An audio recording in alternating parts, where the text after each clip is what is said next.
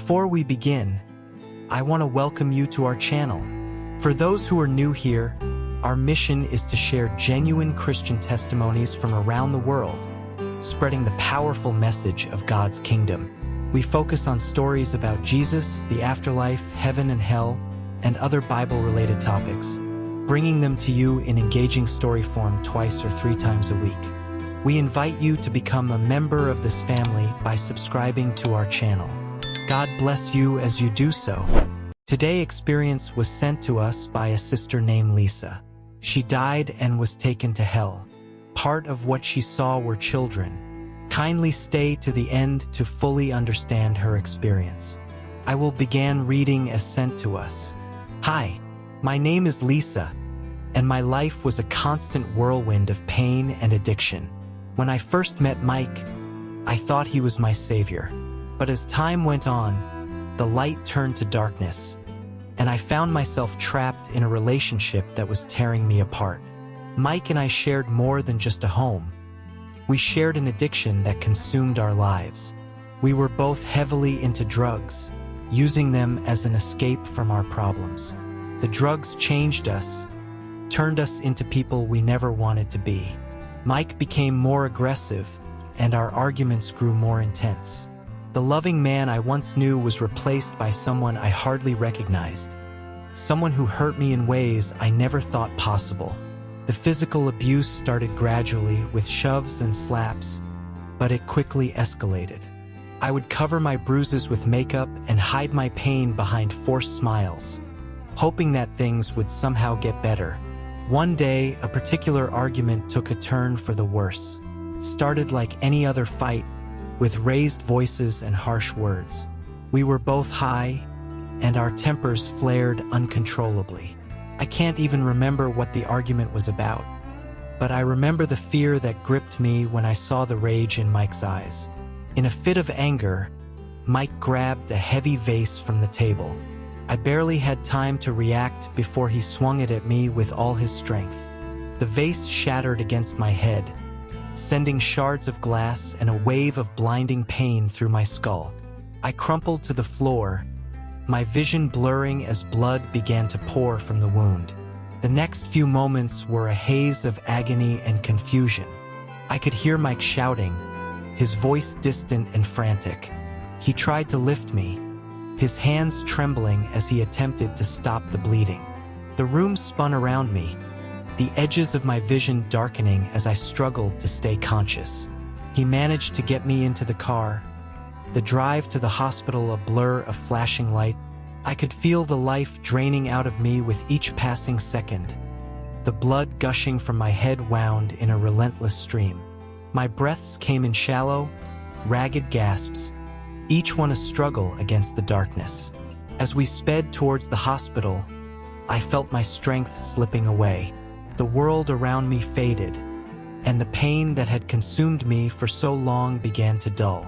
I knew I was dying, and there was a strange sense of peace in that realization. The chaos of my life, the pain and the fear, all seemed to dissolve as I drifted towards the inevitable.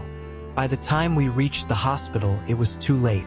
I could hear the distant sounds of doctors and nurses rushing to help, their voices muffled and far away. The moment of my death came quietly amidst the chaos. I felt a sudden, overwhelming release, as if a heavy burden had been lifted from my chest. The pain that had been my constant companion for so long vanished instantly. It was replaced by a sensation of lightness, a freedom from the physical body that had endured so much suffering.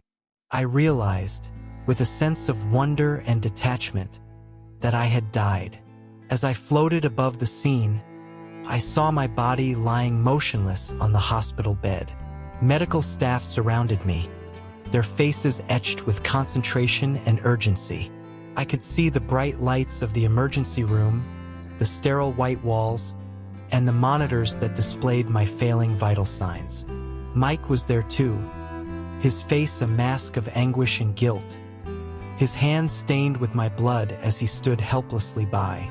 The sensation of being out of my body was strange and liberating. I felt no pain, no fear, just a serene awareness. It was as if I had shed the heavy, broken shell of my physical self and emerged as something lighter and more pure. There was an incredible clarity to my thoughts, a sense of peace and understanding that I had never known in life. I looked down at my own body, the lifeless form that had carried me through so much turmoil. It seemed foreign to me now, just a vessel that had served its purpose and was no longer needed. The connection to my physical self was severed, and I felt an indescribable freedom from all the pain and suffering I had endured. Without warning, I was seized by an invisible force, yanking me away from the calm observation of the hospital room. I felt a violent pull, as if unseen hands had gripped my very essence and were dragging me down into an abyss. The descent was rapid and terrifying. The comforting light of the hospital and the ethereal peace I had experienced were quickly replaced by an overwhelming darkness. I was plunged into a void, an endless expanse of blackness that swallowed all sense of direction and time. There was no up or down, no left or right, just an all-encompassing darkness that seemed to stretch on forever. The temperature increased rapidly, and I could feel the oppressive weight of the heat pressing down on me, stifling and relentless. The darkness was alive with sounds, agonized screams, cries of despair, and the chilling echoes of countless souls in torment. These sounds surrounded me, growing louder and more intense as I was dragged deeper into the abyss. The screams were filled with such raw pain and suffering that they pierced through the darkness, making my very essence shudder with fear. As I continued to descend, the darkness began to give way to faint, flickering glows. At first, they were just distant sparks, but they grew brighter and more numerous as I was pulled further down. These glows revealed glimpses of a horrific landscape, a twisted, nightmarish realm of fire and shadow. Then I saw them, countless souls, writhing in agony.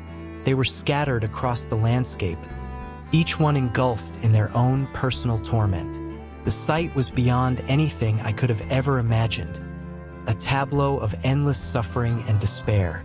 Their faces were in pain, their bodies twisted and broken, as they cried out for mercy that would never come. This was hell, a place of unimaginable torment and eternal suffering. The initial sensations of entering this infernal realm were overwhelming, a stark contrast to the peaceful detachment I had felt moments before. The reality of my situation began to sink in, and with it, a growing sense of terror. The first soul I noticed was that of a middle-aged man, his face twisted in a grimace of unrelenting pain. He was shackled to a jagged rock, his flesh seared and blistered from the intense heat radiating from the surrounding lava. Flames licked at his body, never fully consuming him but causing perpetual, unbearable pain. His screams were a raw, guttural sound, echoing through the air with a desperation that spoke of endless suffering. Nearby, an elderly man was chained to a spiked wheel that slowly turned, grinding his body against the sharp metal protrusions. His skin was torn and bloodied, and his cries for mercy were heart-wrenching, a plea that would never be answered. The demons that operated the wheel took pleasure in his torment, their faces alight with sadistic glee as they watched him suffer. The cycle of capture, torture, and release was endless, a perpetual nightmare from which he could not escape. They begged for mercy, for an end to their pain, but there was no relief to be found. As I moved through this sea of suffering, I saw men from all walks of life, rich and poor, young and old, all sharing the same fate. There was no distinction, no escape from the torment. Their faces were etched with an eternal agony, eyes wide with terror, and mouths open in ceaseless screams. Another man was submerged up to his neck in a pit of boiling tar. The viscous liquid bubbled and churned, burning his skin and filling his lungs with toxic fumes. His face was a mask of agony, eyes rolling back in his head as he struggled to breathe. The demons surrounding the pit jabbed at him with spears, their laughter a cruel counterpoint to his desperate cries. In a section of hell that seemed particularly desolate, I saw children, subjected to the same unrelenting torment as the adults. The sight of their suffering was a reminder of the absolute cruelty and hopelessness that permeated this realm. The children were scattered across the charred, rocky ground, their small bodies twisted in agony. Unlike the adults, who had been consumed by their own sins and despair, the children seemed bewildered and terrified, their innocent faces covered with pain and fear. Honest, I don't know what these children were in this place of torment. It was after this sight that I began to hear a voice. "Lisa! Lisa! Can you hear me?" The voice was urgent, filled with a mixture of concern and desperation. The voice grew louder, clearer, and suddenly, I felt a tug, a pull that drew me away from the depths of hell and back towards the realm of the living. In an instant, I found myself back in the hospital room, my body lying motionless on the bed. Doctors and nurses surrounded me. I could feel the pressure building, a sensation of being pulled back into my body. I opened my eyes to a blur of faces.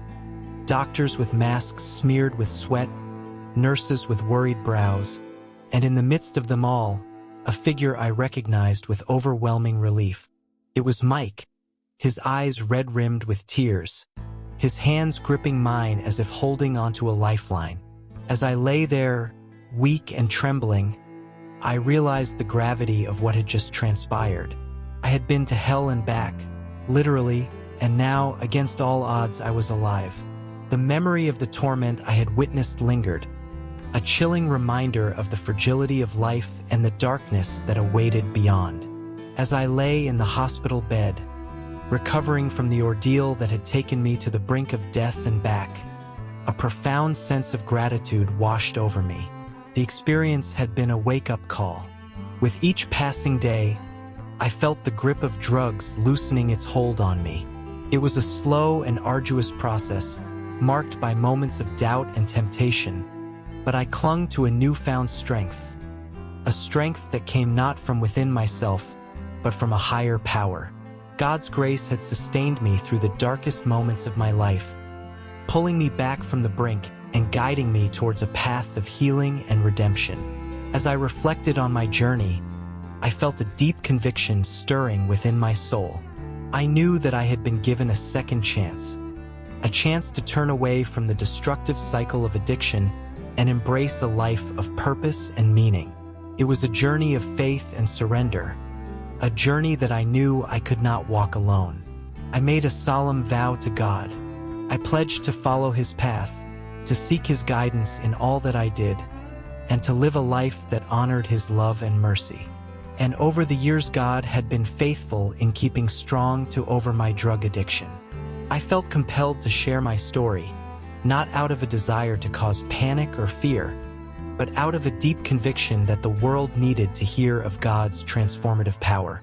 I wanted to call on every parent, every guardian, to guide their children in God's path while they were young, to instill in them a foundation of faith and love that would carry them through life's trials and temptations. I had become serious with God in a way that I had never been before. My faith was no longer just a comforting thought or a distant hope. It was a living, breathing reality that infused every aspect of my being. I prayed earnestly for strength and wisdom, knowing that God's grace would sustain me through the challenges that lay ahead. As I looked towards the future, I knew that my journey of faith and recovery would be a testament to God's unfailing love and mercy. And with each step forward, I would strive to live a life that honored Him and reflected His grace to the world. Thank you. Thank you for staying to the end of this video. Kindly like and share this video with your friends and family to get blessed as well. If you are new to our channel, kindly subscribe to continue get updated whenever we share experiences sent to us.